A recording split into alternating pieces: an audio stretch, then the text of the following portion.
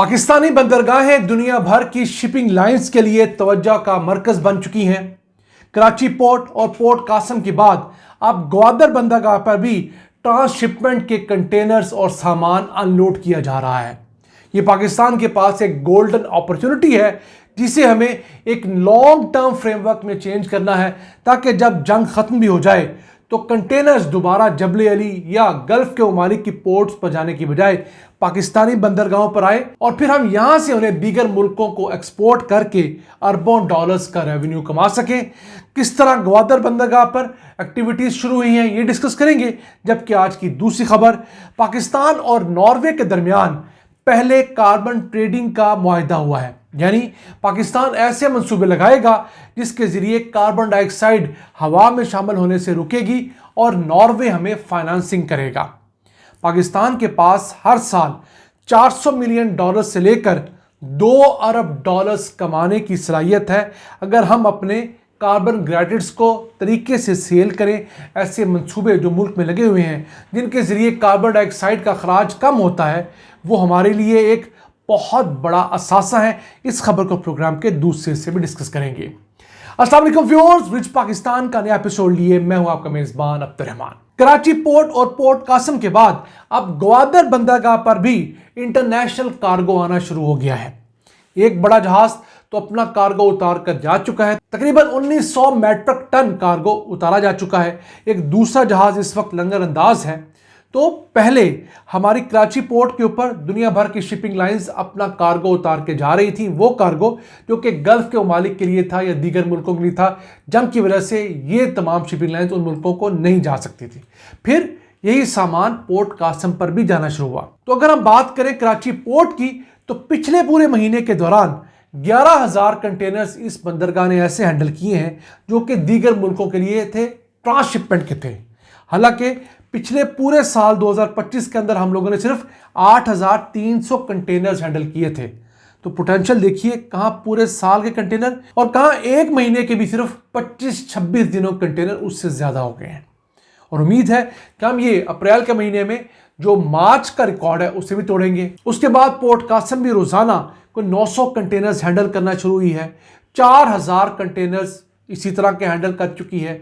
अब ग्वादर पोर्ट जो पाकिस्तान की तीसरी बंदरगाह है, निस्बतन छोटी है लेकिन उस तरह ऑपरेशन नहीं थी, उसने भी ये तमाम के तमाम कंटेनर हैंडल करना शुरू कर दिए हैं। अब पाकिस्तानी बंदरगाहों पर लंगर अंदाज होने का जो टाइम है ना, वो 2 से 3 दिन है। यानी कोई शिप अगर आ गया दुनिया भर से तो हमारी बंदरगाहों पर अब इतना रश हो गया कि उसे समंदर में 2, ढाई, 3 दिनों तक वेट करना पड़ता है। इस सिलसिले में हमें ज़रूरत इस समर की है कि हमने 2021 में जो पाकिस्तान ट्रांसशिपमेंट रूल्स बनाए थे उन्हें इंप्लीमेंट करें। अगर उनमें छोटी मोटी कमी कोताही रह गई है उसे बेहतर करें, ताकि ज़्यादा बड़ी तादाद के अंदर कार्गो पाकिस्तान आए। कैसी बात है कि पाकिस्तान से ऊपर मौजूद जो सेंट्रल एशिया की 6 रियासतें हैं, उसका कार्गो तो कम से कम हमारे थ्रू आना चाहिए ना। वो कार्गो पहले दुबई जाता है, दुबई से फिर ईरान जाता है और फिर ऊपर जाता है।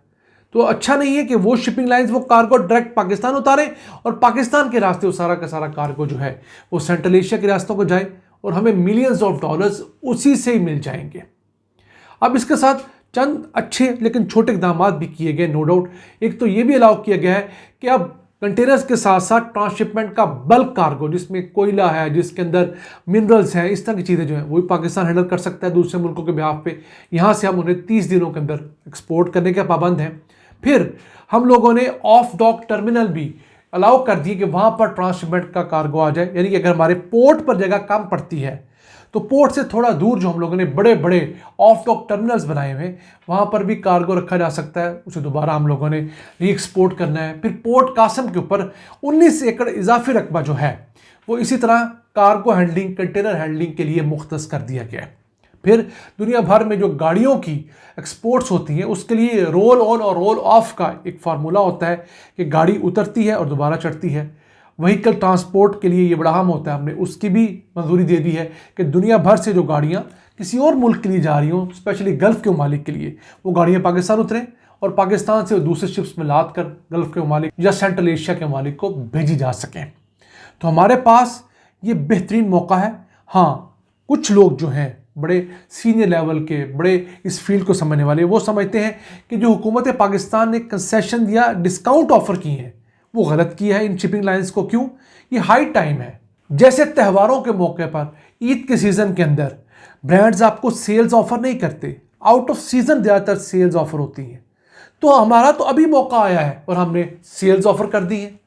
हमें ये सेल नहीं ऑफर करने चाहिए और हम क्लियरेंस सेल दे रहे हैं 60% तक। ये गोल्ड रश का मौका है। ये ऐसा मौका है जिसके अंदर दुनिया को हमारी ज़रूरत ही ज़रूरत है। हमारा कंपटीटर है ही कोई नहीं, हमारे मुकाबले में कोई पोर्ट लगती नहीं है और कोई ऐसी पोर्ट भी नहीं है जो हमारी इतनी वैली हो। तो हमारे पास ये भी अपॉर्चुनिटी है। तो हमें अपनी फैसिलिटीज़ ज़रूर बेहतर करनी चाहिए, लॉजिस्टिक्स बेहतर करने चाहिए, कवानीन बेहतर करने चाहिए, लेकिन चार्जेस कम नहीं करने चाहिए। ये तमाम शिपिंग लाइंस बाकी जगह भी चार्जेस देती हैं, हमें पूरे चार्जेस दें। हम उन्हें इंटरनेशनल स्टैंडर्ड्स की जो सहूलियात हैं, जो रूल्स हैं, उसके ज़रिए टैकल करेंगे, अपने जो सिस्टम है उन्हें अपग्रेड करेंगे और इस अहम ट्रांसशिपमेंट इंडस्ट्री से बिलियंस ऑफ डॉलर्स कमा सकेंगे। आइए चलते हैं आज की दूसरी अहम खबर की तरफ। पाकिस्तान ने नॉर्वे के साथ एक मुआहिदा किया है जिसके तहत नॉर्वे पाकिस्तान से कार्बन क्रेडिट्स खरीदा करेगा। यानी पाकिस्तान इस तरह के मंसूबे लगाएगा जो कि रिन्यूएबल एनर्जी के हैं, पन बिजली के हैं, सोलर के हैं, विंड के हैं, जंगलात लगाएगा जिनके ज़रिए कार्बन डाइऑक्साइड हवा में शामिल होने से रुकती है या हवा में मौजूद कार्बन डाइऑक्साइड जो है वो जज़ब करते हैं प्रोग्राम। क्योंकि नॉर्वे जो है वो 2030 तक क्लाइमेट न्यूट्रल होना चाहता है। क्लाइमेट न्यूट्रल उस मुल्क को कहते हैं, उस एंटिटी को कहते हैं जो जितनी कार्बन डाइऑक्साइड पैदा कर रही होती है उतनी ही कार्बन डाइऑक्साइड माहौल से कम करने का सबब भी बनती है। तो अगर ये नॉर्वे का मुल्क अपने मुल्क में ज़्यादा भी कार्बन डाइऑक्साइड पैदा कर रहा होगा तो पाकिस्तान के अंदर ऐसे मंसूबों को फंडिंग करके जो कार्बन डाइऑक्साइड कम करते हैं वो उसे न्यूट्रल कर सकता है। मिसाल के तौर पर अगर 100 टन कार्बन डाइऑक्साइड पैदा कर रहा है नॉर्वे, तो वो 100 टन कार्बन डाइऑक्साइड रोकने के मंसूबे पाकिस्तान में स्पॉन्सर करता है तो वो कार्बन न्यूट्रल कहलाएगा। तो पाकिस्तान के पास बहुत बड़ा पोटेंशियल है। क्यों? हमारे पास 40 मिलियन टन से लेकर 75 मिलियन टन सालाना कार्बन क्रेडिट बेचने का मौका है और हम इससे कम से कम 400 मिलियन डॉलर्स और मैक्सिमम 2 अरब 25 करोड़ डॉलर्स कमा सकते हैं डिपेंडिंग ऑन द रेट। क्योंकि कार्बन क्रेडिट का भी रेट आरबी मंडी के अंदर बढ़ रहा होता है, कम हो रहा होता है। तो हमारे पास बहुत सारे मंसूबे आज भी ऐसे हैं जिनसे हमने कार्बन क्रेडिट अभी लेना ही नहीं शुरू किए। पहला मंसूबा जो है वो मैंग्रोव्स का सिंध हुकूमत ने किया जिस पे कार्बन क्रेडिट क्लेम हो रहा है। फिर इमरान खान का बिलियन ट्री सुनामी है। हमारे बड़े बड़े जंगलात हैं, छांगामांग के जंगलात हैं, मुख्तलिफ जगह पे जो जंगलात मुल्क भर में लगे हुए हैं। फिर चलगोजे के जंगलात हैं, फिर हमारे बड़े बड़े डैम्स हैं, हमारे कुछ 36 के करीब विंड एनर्जी के प्रोजेक्ट्स मुल्क भर में लगे हुए हैं, फिर सोलर एनर्जी के जो प्रोजेक्ट्स हैं। इन तमाम को हम अगर कार्बन क्रेडिट में कन्वर्ट करेंगे उसके लिए हमें प्रॉपर वर्किंग करनी पड़ेगी, डॉक्यूमेंटेशन करनी पड़ेगी, नो डाउट। लेकिन अगर हम वो कर लेते हैं तो हम भी 100 अरब डॉलर्स की कार्बन क्रेडिट मार्केट से अपना हिस्सा ले सकते हैं। इस वक्त 100 अरब डॉलर की कार्बन क्रेडिट मार्केट है और इंडिया ने इस साल 2026 में 2 अरब 20 करोड़ डॉलर्स कार्बन क्रेडिट से कमाने का टारगेट रखा हुआ है। और यही नॉर्वे 1.5 अरब डॉलर का बजट दे चुका है कार्बन क्रेडिट की परचेज के लिए। इससे ना सिर्फ इस तरह के मंसूबे जो हैं वो फंड होते हैं बल्कि जदीद टेक्नोलॉजी जो है वो ट्रांसफ़र की जाती है, स्मार्ट एग्रीकल्चर जो है उसे फ़रोग़ दिया जाता है, ग्रीन जॉब्स क्रिएट होती हैं। और तो और ऐसे मंसूबे जो कि वेस्ट को एनर्जी में कन्वर्ट करते हैं वो इसके अंदर आते हैं। ऐसी ट्रांसपोर्ट जो कि कार्बन डाइऑक्साइड पैदा नहीं करती वो इसके अंदर आती है। बहुत बड़ा यौन है। लेकिन पाकिस्तान में हमने देखा है कि हुकूमतें इस जैसे मौके ज़ाया कर देती हैं और फिर बाद में सर पीटती रहती हैं जब मार्केट सैचुरेट हो जाती है। हम उम्मीद करते हैं कि नॉर्वे के साथ हमने जो मुआहिदा किया है और भी दीगर मुल्कों के साथ ना सिर्फ मुआहिदे करें बल्कि उन एग्रीमेंट्स के बाद उसके रूल्स बनाएं, उसके प्रोसीजर्स बनाएं, कहीं से अप्रूवल की ज़रूरत वो बनाएं और आम लोगों को, बड़े बड़े बिजनेसेस को, लोगों को बताया जाए कि ये तरीक़ाकार है। बड़ी बड़ी कंपनियां अपने तौर पर भी ये काम करें तो यकीन कीजिए पाकिस्तान के पास स्काई इज़ द लिमिट है। नाज़रीन, आज का एपिसोड हमें उम्मीद है आपको पसंद आया होगा। अपनी सजेशंस, अपनी आराज़ से हमें आगाह रखा करें। अपने मेज़बान अब्दुल रहमान को इजाज़त दीजिए। अल्लाह निगहबान।